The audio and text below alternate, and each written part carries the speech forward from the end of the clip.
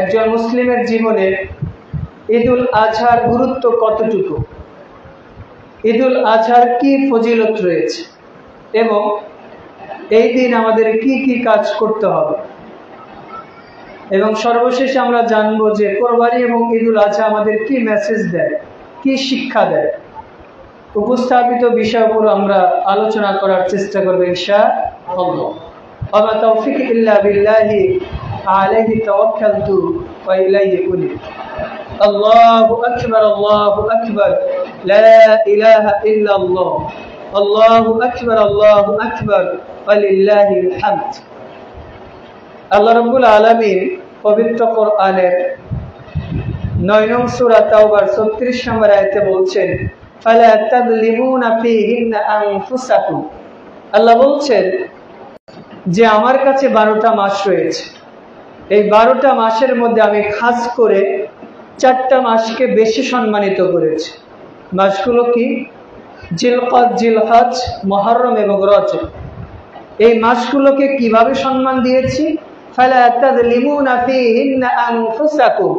তোমরা এই মাসগুলোর সম্মানে, ইজ্জতে, মর্যাদার কারণে পরস্পর একে অপরের প্রতি জুলুম করো না, নিজের প্রতি জুলুম করো।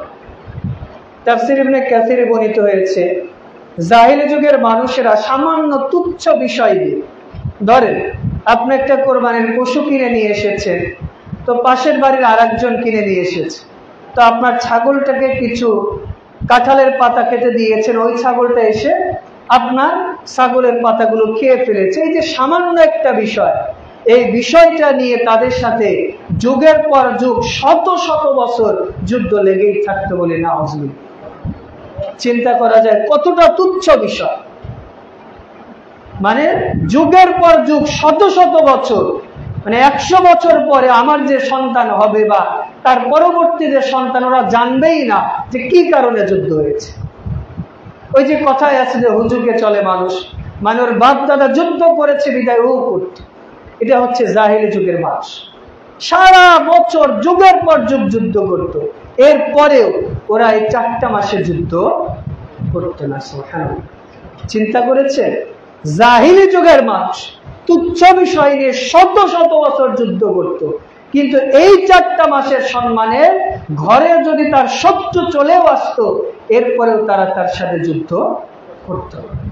আর আমরা কবে 4টা মাস আসে, কবে যায় তাই তো জানে, শুধু বছরে 2টা বা 3টা মাসের খবর রাখি। কবে জিলহজের চাঁদ উঠবে, 10 তারিখেই কোরবানি, কবে রমাদানের চাঁদ উঠবে, কবে শাওয়ালের চাঁদ উঠবে, এই 2-3টার হিসাব রাখি। অথচ জাহিল যুগের মানুষদের যদিও জাহিল বলি, এরপরেও দেখেন তারা আল্লাহর বিধানের ব্যাপারে কতটা সজাগ ছিল, যে ওরা এই 4টা মাসে কোনো অবৈধ কাজ করতো না। আল্লাহ কি বলছে? ফালা তাযলিমুনা আনফুসাকুম, তোমরা নিজেদের প্রতি জুলুম করো। এই জুলুম 2 ধরনের।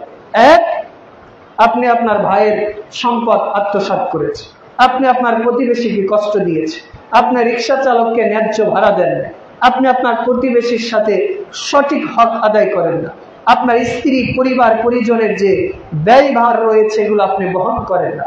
এটা হচ্ছে আপনি মানুষের প্রতি জুলুম করেছেন। আর একটা জুলুম কি? আল্লাহর প্রতি জুলুম, মানে আপনি শিরক করেছেন।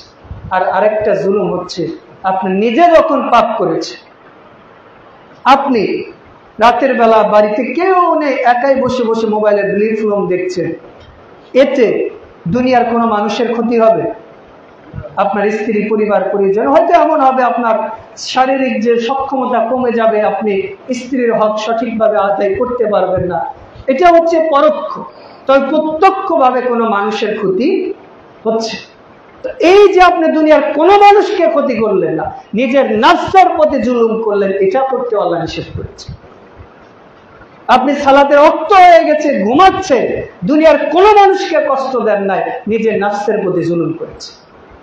আপনি ব্যবসা করছেন, ব্যবসা করতে যে আপনি হালালের সাথে হারাম মিশিয়ে দিয়েছেন, হয়তো মানুষ ক্ষতিগ্রস্ত হয় নাই, কিন্তু আপনি নাফসের প্রতি জুলুম করেছেন। আল্লাহ এই সব ধরনের জুলুম থেকে সারা বছরের তো নিষেধ, খাস করে 4টা মাসে নিষেধ করেছে। বিশেষ করে আজকের দিনটা এতটা মর্যাদাপূর্ণ, আল্লাহ রাব্বুল আলামিন কোরআনে বেশ কয়েকটা আয়াত নাজিল করেছে। এমনকি একটা সূরায় এই বিশেষ করে ঈদের দিন সম্পর্কে আল্লাহ দিয়েছে। হয়তো আমরা অনেকে জানি কোরআনে একটা সূরা আছে 89 নম্বর সূরা, সূরা ফজর। ফজর মানে হচ্ছে উষা বা সূর্য উদয়ের সময়। আল্লাহ রাব্বুল আলামিন এই সূরার প্রথম আয়াতে বলছে ওয়াল ফজর, ফজরের কসম। তাফসীর ইবনে কাসির বর্ণিত হয়েছে ফজর মানে জিলহজ মাসের 10 তারিখ ঈদুল আজহার ফজরকে বা ঈদুল আজহার দিনটাকে বুঝিয়েছে। সুবহানাল্লাহ।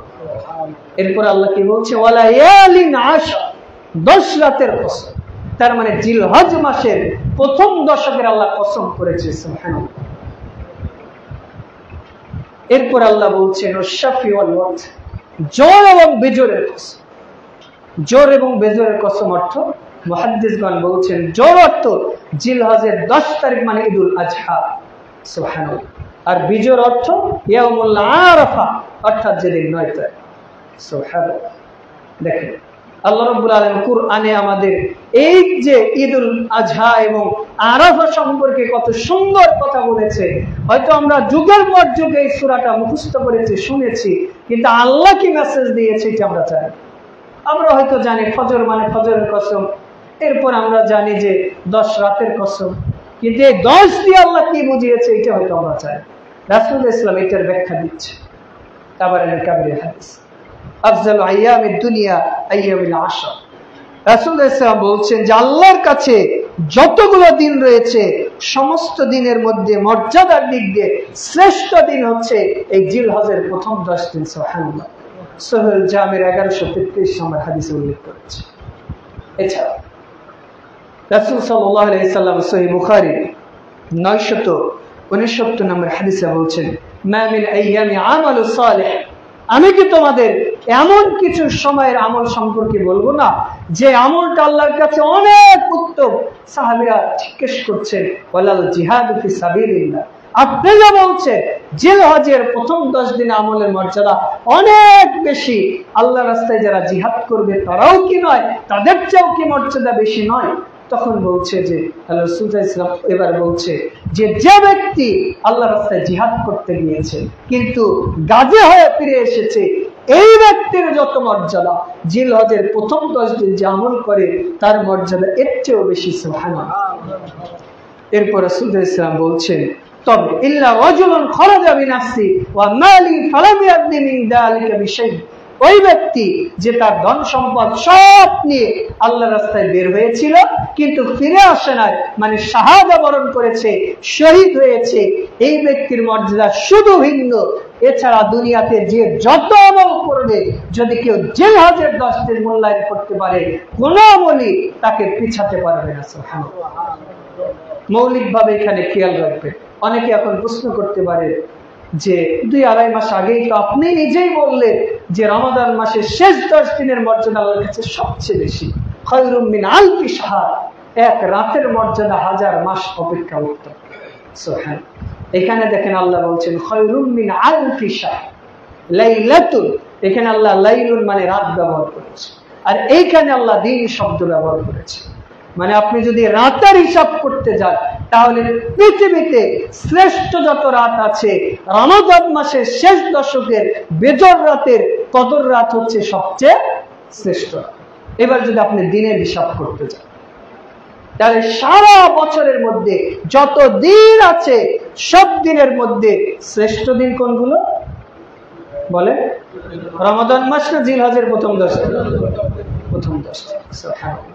মানে আপনাকে যদি সহজেই বোঝায় যে একজন পরীক্ষা দিয়েছে, ওই এভারেজে 500-র মধ্যে পেয়েছে 495 আর একজন পেয়েছে 490, তাহলে ফার্স্ট হবে কি যে 495 পেয়েছে। কিন্তু আমি বলছি যে এখন আরবিতে কোরআনে একজন পেয়েছে 90 আর একজন পেয়েছে 92, তাহলে কোরআনের দিকে ফার্স্ট যে 92 পেয়েছে, যদিও কোরআনে 92 পেয়েছে কিন্তু অঙ্কে যে আবার 5 নাম্বার কম পাওয়ার কারণে মানে সর্বসাকুল্যে ফার্স্ট হতে পারে। কিন্তু আপনি যদি দিনের হিসাব করতে যান ও কোরআনে যেরকম 2 পেয়ে ফার্স্ট হয়েছে, ঠিক দিনের বেলা যত দিন আছে সব আমলের মধ্যে এই জিলহজের প্রথম 10 দিনের আমলের মর্যাদা সবচেয়ে বেশি। সুবহানাল্লাহ। এর কারণ কি? এর কারণ মৌলিকভাবে হচ্ছে যে আল্লাহ রাব্বুল আলামিন এই জিলহজের শেষ 10 দিনে কোরবানির বিধান রেখেছে। জিলহজের শেষ 10 দিনে রয়েছে ইয়াউমুল আরাফা। জিলহজের শেষ 10 দিনের সাথে ইব্রাহিম ইসমাইল আলাইহিস সালামের ইতিহাস ঐতিহ্য রয়েছে। জিলহজের শেষ 10 দিনের মধ্যে আদম আলাইহিস সালামের সন্তান হাবিল এবং কাবিলের ইতিহাস ঐতিহ্য রয়েছে। এছাড়া ইসলামের ইতিহাসে অনেক ঘটনায় এই জিলহজ মাসের 10 তারিখের সাথে সংশ্লিষ্ট বিধায় এই দিনটাকে বেশি মর্যাদাপূর্ণ করা হয়েছে।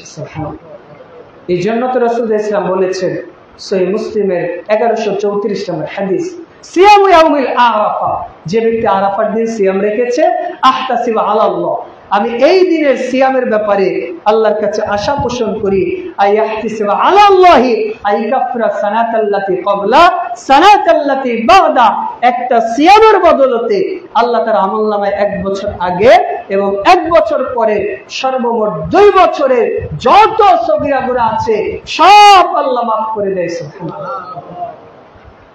এই জন্য আল্লাহ এত মর্যাদা দিয়েছে। এবার আসি যে তাহলে যেহেতু এই দিনটার এত মর্যাদা, এই দিনটা শুরু হলো কিভাবে? মৌলিকভাবে 2য় হিজরি থেকে ঈদুল আজহার বিধান শুরু হয়েছে। ইতিপূর্বে যত নবী রাসূল ছিল, প্রত্যেক নবী রাসূলের উম্মাহ নির্দিষ্ট দিনে তারা ঈদ বা আনন্দের দিন উদযাপন করত। একইভাবে যখন কিছু মানুষ মুসলিম হলো, রাসূলুল্লাহ সাল্লাল্লাহু আলাইহি ওয়াসাল্লাম মক্কা থেকে মদিনায় আসলেন। আসার পর তিনি দেখছেন যে তারা নওরুজ এবং মেহেরজাহ 2 দিন উৎসব পালন করছে।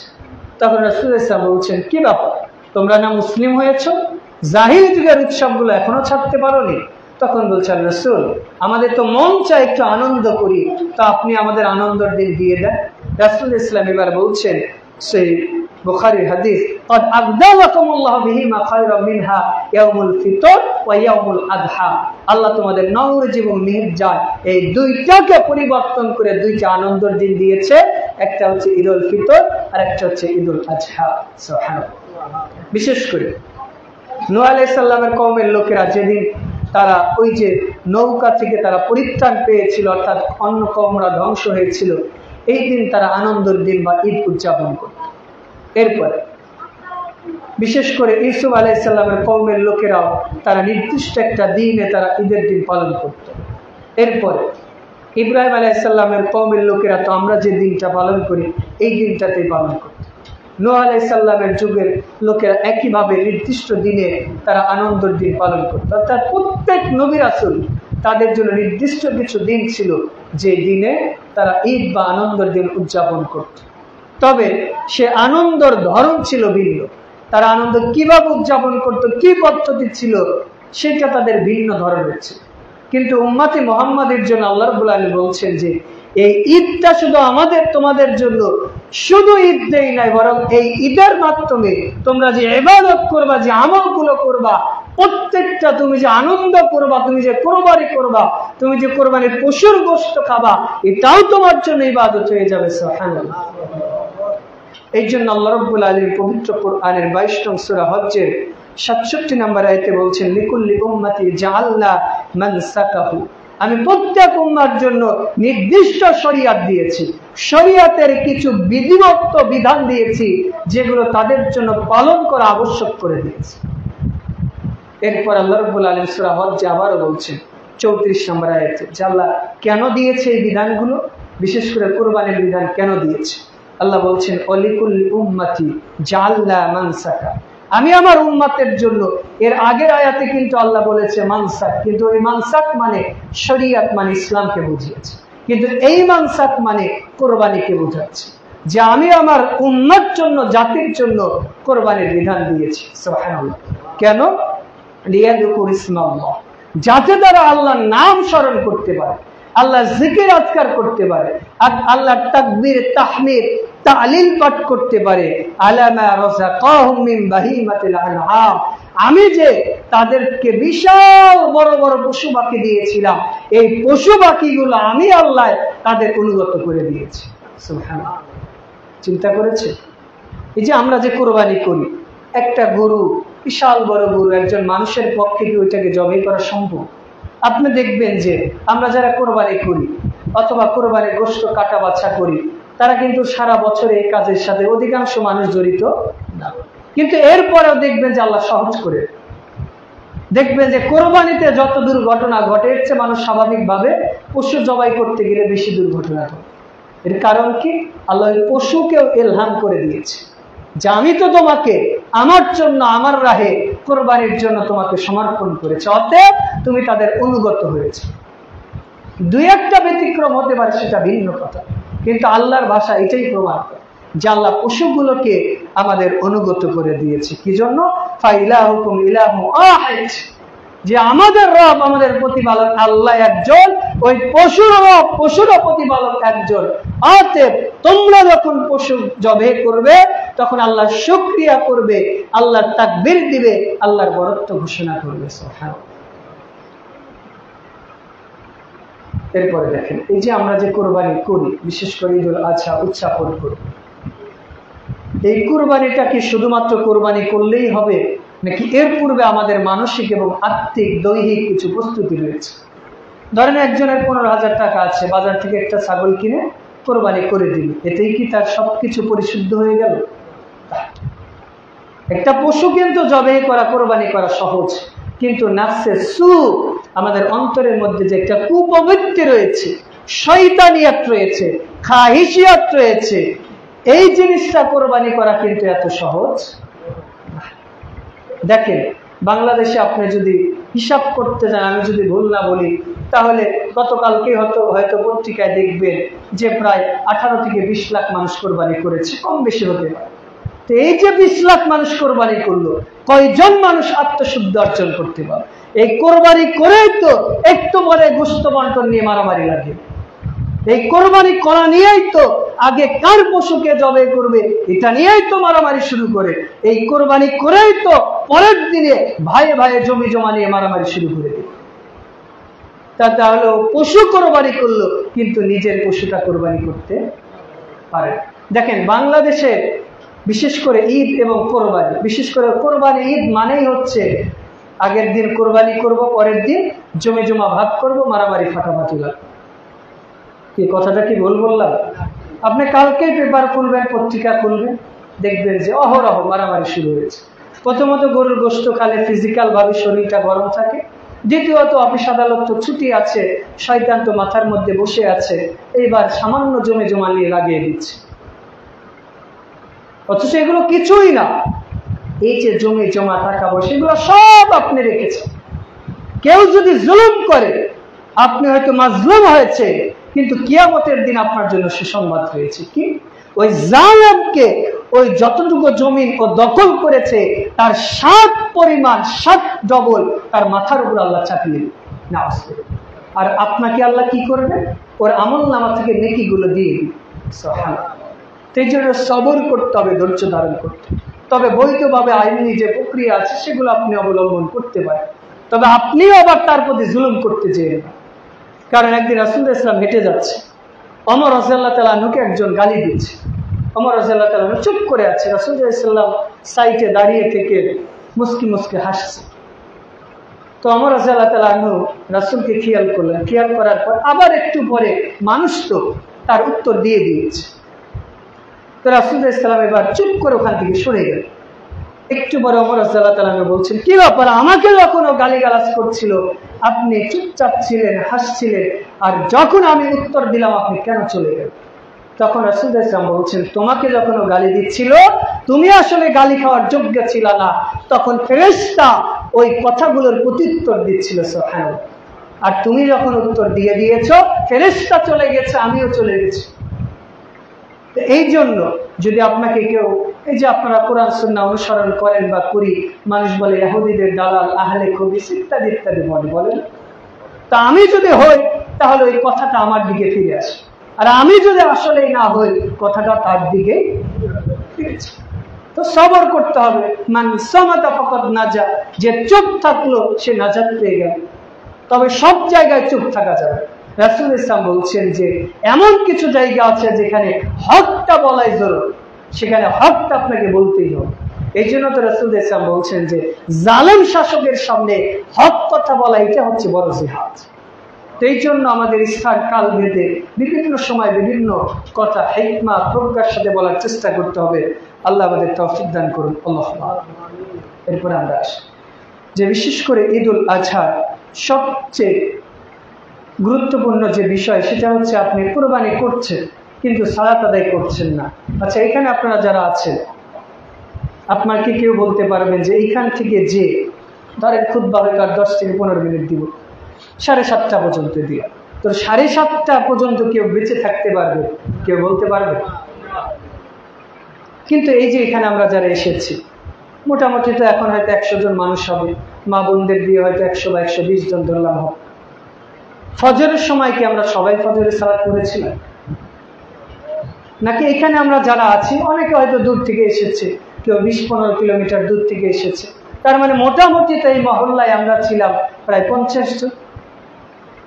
তাহলে কি তাদের আমাদের কোনো সমস্যা ছিল? নাকি আমরা এমনিতেই সালাতে আসি? ঈদের দিনে যদি ফজরের সালাত আদায় না করি তাহলে আমি কি কোরবানি করব? আপনার কাছে এই প্রশ্নটা রাখলাম যে ঈদের দিন ঈদের সালাতে এসেছি, ফজরের ফরজ সালাতে আসি নাই, তাহলে আমার এই ঈদ দিয়ে কি হবে? এই কোরবানি দিয়ে কি হবে? এই ইবাদত দিয়ে কি হবে? দান সদকাতে কি হবে? যদি সালাতে আমি পড়তে না পারি তাহলে আমার এই ইবাদত আল্লাহর কাছে কোশ্চেনকালে কবুল হবে। যদি আপনি বিশ্বাস না করেন, সূরা কাউসার 108 নম্বর সূরা 2 নম্বর আয়াত আল্লাহ বলছেন ফাসাল্লি লিরাব্বিকা ওয়ানহার, আগে সালাত অতঃপর কুরবানি। আপনার সালাত নাই, কুরবানি না। সালাত যদি আদায় না করেন আপনার কুরবানি দিয়ে কি হবে?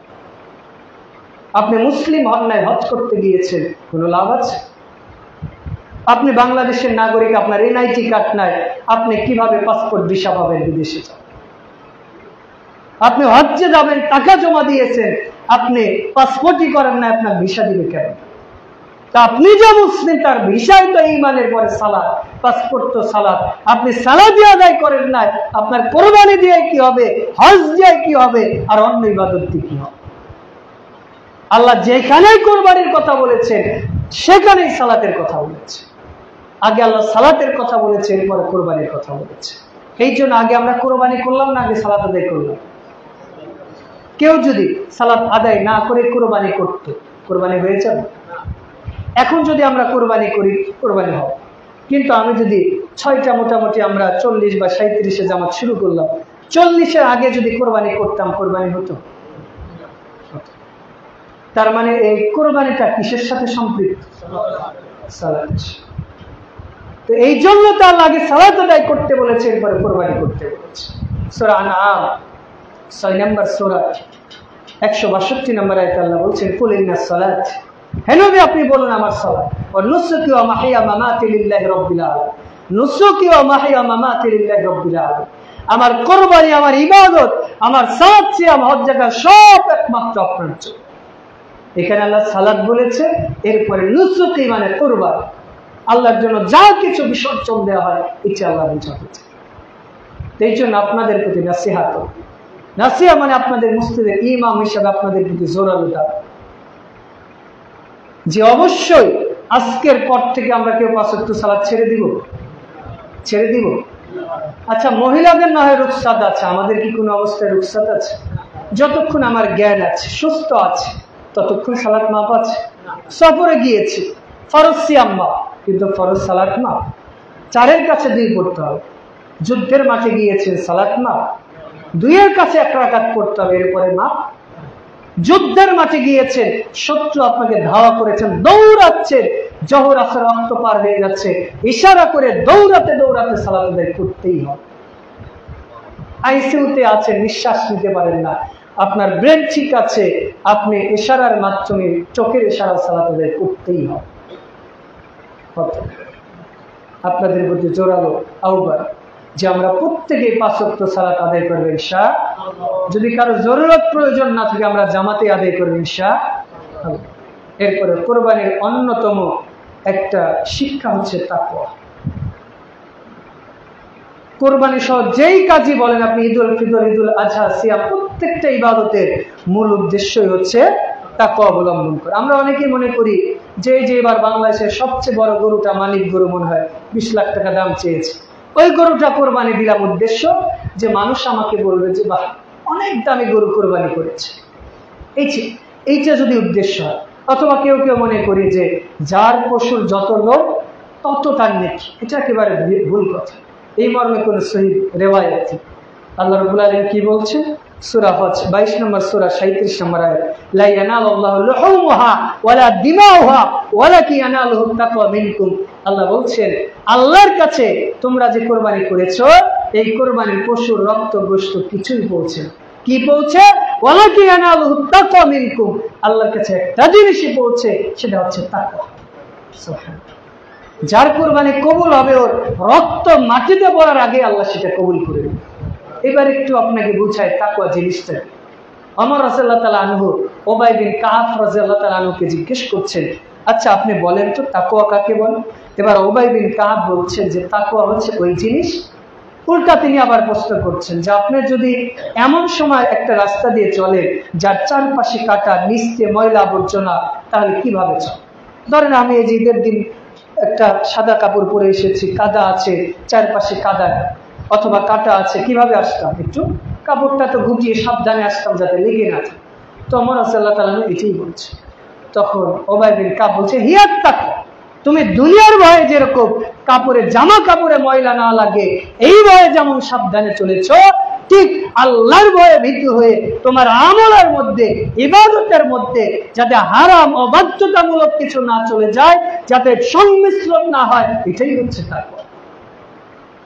অর্থাৎ আপনি মিথ্যা কথা বলছেন, চুরি করছেন, হাটে গিয়েছেন, হাটে যাওয়ার পর ছাগল কেনার পর 500 টাকা 200 টাকা হাটওয়ালাদের না দিয়ে চলে এসেছেন, মানে আপনি তাকওয়া বহির্ভূত কাজ করছেন।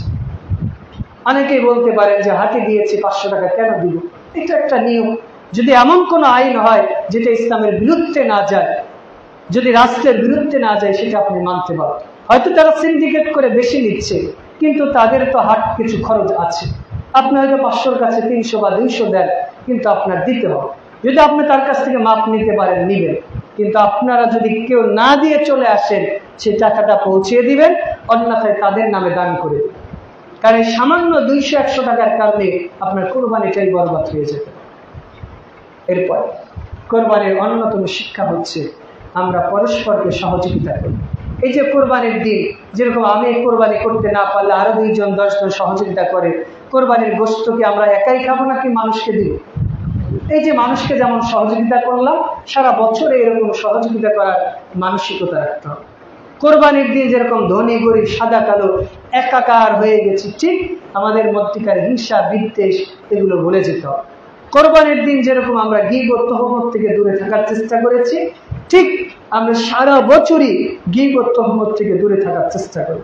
কারণ রাসূল ইসলাম বলছেন 2টা জিনিসের যদি কেউ জিম্মাদার দিতে পারে, আসমান লিমা বাইনা লিহাইহি ওয়া মা বাইনা রিজলাইহি, কেউ যদি তার 2 ঠোঁটের মধ্যস্থানের জিনিস অর্থাৎ জিহ্বার জিম্মাদারি দিতে পারে, কারোর উপর জুলুমমূলক কোনো কথা না বলে, কারোর গীবত তহমত না করে, লজ্জাস্থান যদি অবৈধ কাজে ব্যয় না করতে পারে, আমি মুহাম্মদ সাল্লাল্লাহু আলাইহি ওয়াসাল্লাম তার জান্নাতের জিম্মাদার হয়েছে। বিশেষ করে এই ক্ষেত্রে মা বোনদের বলি, ওই যে গতকালকে খুতবায় যে কথাটা বলেছি যে হাজেরাকে যখন ঘরের মধ্যে আটকে দেওয়া হয়েছিল, এবং ওই যে ইউসুফ আলাইহিস সালামকে যখন ঘরের মধ্যে আটকে দেওয়া হয়েছিল, ইউসুফ আলাইহিস সালাম কি বলেছিল যে হাইতা আল্লাহ, আমি তো আটকে গেছি, আমাকে বাঁচাও, আমি তো কোনো অবৈধ পন্থা অবলম্বন করিনি, অতএব আমার যৌবনের তাড়না আছে, আল্লাহ আপনি যদি সহযোগিতা না করেন আমি ধ্বংস হয়ে যাব। আল্লাহ সহযোগিতা করেছিলেন। মা হাজেরাকে একইভাবে মা হাজেরা দেখেন কি বলছে যে আল্লাহ, আমি যদি আমার স্বামী ছাড়া দুনিয়ার সব মানুষ থেকে লজ্জাস্থানকে হেফাজতকারী হয়, তাহলে জালেম বাদশা থেকে আমাকে হেফাজত করে। সুবহানাল্লাহ। কয়জন মা আছে, কয়জন বোন আছে, কয়জন পুরুষ আছে আমরা এই কথা বলতে পারি?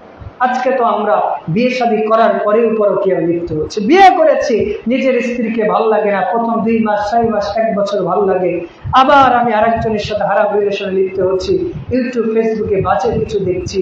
এটাই হচ্ছে কিয়ামতের অন্যতম আলামত। যদি আপনি বিয়ের পরেও যদি নিজেকে কন্ট্রোল না করতে পারেন, একটার কাছে মাকনা তোলাটা রোবা, 2টা 3টা 4টা বিয়ে করা বৈধ রয়েছে, কিন্তু কোনোভাবে বিএফজিএফ নামে অবৈধ পন্থা অবলম্বন করা শরীয়ত কোনো সময় প্রমোট করে না। আল্লাহ আমাদের হেফাজত করেন। আল্লাহ। এরপর কোরবানির অন্যতম শিক্ষা হচ্ছে যখনই আমরা ভবিষ্যতে কোনো কাজ করব তখন কি বলবো? ইনশাআল্লাহ। আপনি কোনো একটা ভালো কাজ দেখেছেন, হয়ে গেছেন, কেউ জিজ্ঞেস করেছে কেমন আছেন, কি বলবেন? আলহামদুলিল্লাহ। আলহামদুলিল্লাহ। কোরবানির পশু আপনি কিনে ফেলেছেন, জিজ্ঞেস করেছে কিনেছেন? আলহামদুলিল্লাহ কিনেছি। এখন কোরবানি করবেন? জি ইনশাআল্লাহ কোরবানি করবেন।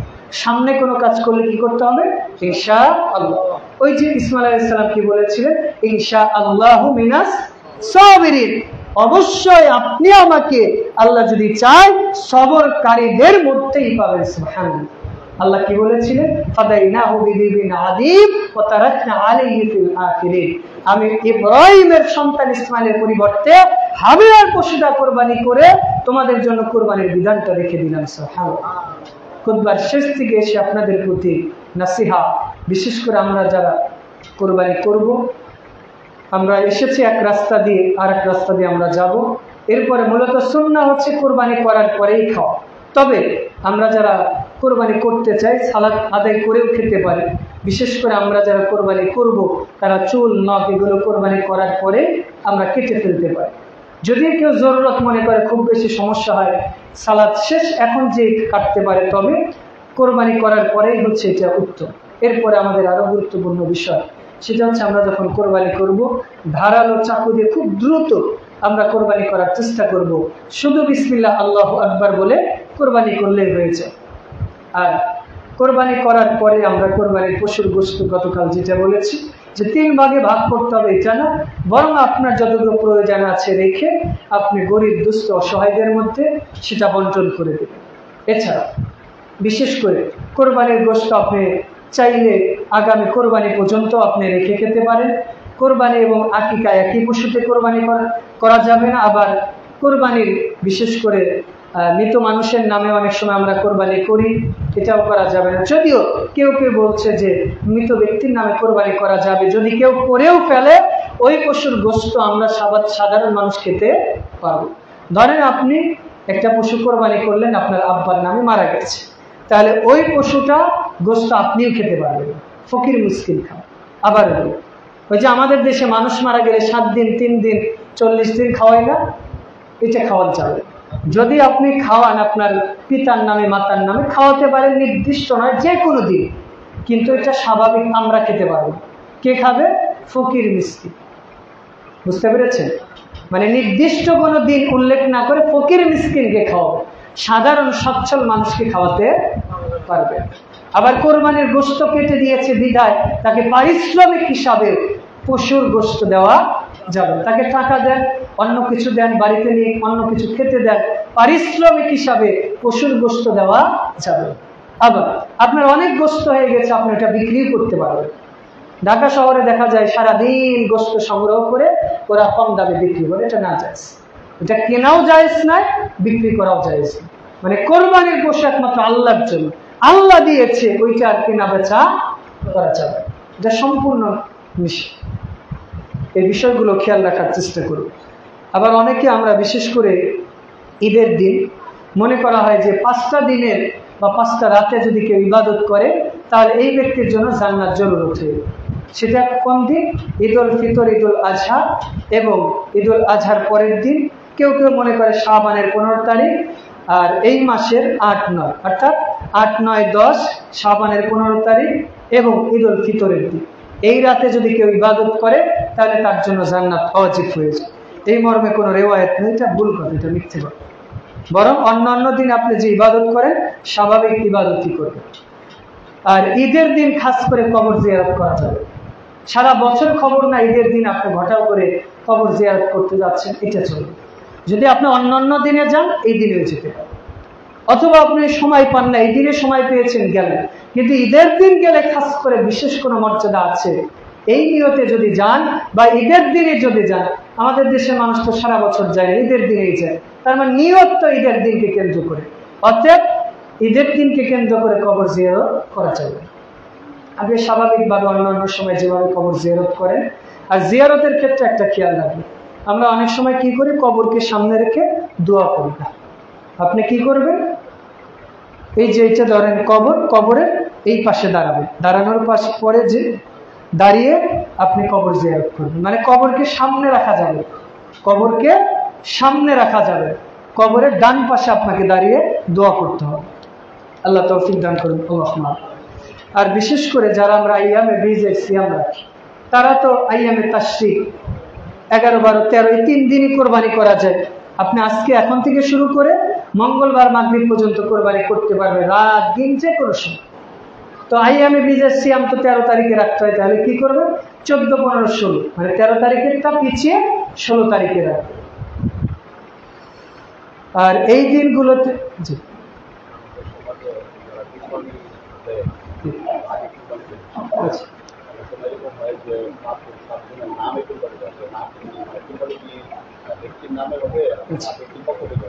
আচ্ছা, আমরা অনেক সময় বলি যে কোরবানি করছে হুজুর অমুকের নাম বলেন না। কোরবানি হবে কার নামে? একমাত্র আল্লাহর জন্য। ফাসাল্লি লিল্লাহ, কার জন্য? পক্ষ থেকে 1 জন 2 জন 5 জনের পক্ষ থেকে কোরবানি ভাগে আপনি দেন। একটা গরুতে আল বাকারাত আন সাবাতিন আল জাজুর আন সাবাতিন, একটা গরুতে 7 জন দেওয়া যায়। 7 জনের নাম বলতে হবে না, নিয়ত তো আল্লাহ জানে। 7 জন টাকা দিয়েছেন মানে নিয়ত হয়ে গেছে, তার মানে আপনার 7 জনের নাম বলার প্রয়োজন। যে কোরবানি করে বিসমিল্লাহ আল্লাহু আকবার, বাস এটাই হয়ে যায়। পক্ষ থেকে আপনাদের 7 জনের পক্ষ থেকে কোরবানি করেছেন, 7 জনের পক্ষ নয় বরং 7 পরিবারের পক্ষ থেকে। এখন কেউ গরু দিয়েছে 5 জন 3 জন, সেটাও দিতে পারে। সর্বোচ্চ একটা গরুতে 7 জন সে দিতে পারে, তবে নামে দেওয়া যাবে। যারা এতদিন দিয়েছে সেটা ভুল করেছে। বিসমিল্লাহি আল্লাহু আকবার বলে কোরবানি করবেন ইনশাআল্লাহ। আল্লাহ তৌফিক দান করুন। আল্লাহুম্মা। আর বিশেষ করে ঈদের দিন ঈদ মোবারক না বলে তাকাব্বালাল্লাহু মিন্না ওয়া মিনকুম বলবেন। আমার সাথে বলেন, তাকাব্বালাল্লাহু মিন্না ওয়া মিনকুম, তাকাব্বালাল্লাহু মিন্না ওয়া মিনকুম, তাকাব্বালাল্লাহু মিন্না ওয়া মিনকুম। অর্থাৎ যে আল্লাহ আপনি আমার পক্ষ থেকে এবং যারা এখানে উপস্থিত হয়েছে যে আছে সবার পক্ষ থেকে কবুল করে নিন। আল্লাহুম্মা। যাই হোক, ঈদের সালাতের খুতবার শেষ দিকে একেবারে আমরা চলে এসেছি। তার আগে আমাদের বৈঠকি দান যেটা, এটা উঠিয়ে নিই। আমাদের উঠানো হয়ে গেছে কি? আচ্ছা, উঠানো হলে আবার উঠে, আমি তো দেই না, আপনারা আবার দেন। আবার এটা আমার পক্ষ থেকে রিকোয়েস্ট, আবার দিয়ে দেন। সুন্নাহ হচ্ছে খুতবার শেষের দিকে দাও, কোটাগুলো আবার ছেড়ে দেয়। আচ্ছা, আল্লাহ রাব্বুল আলামিন আমাদের ঈদের সালাতে উপস্থিত হয়েছে। আল্লাহ আমাদের সালাত, সিয়াম, হজ, যাকাত কবুল করে নিন। আল্লাহুম্মা আমিন। আল্লাহ খাস করে দোয়া করছি যারা হজ্জে গিয়েছিল, আপনার মেহমান, আল্লাহ আপনি তাদেরকে কবুল করে নিন। আল্লাহুম্মা আমিন।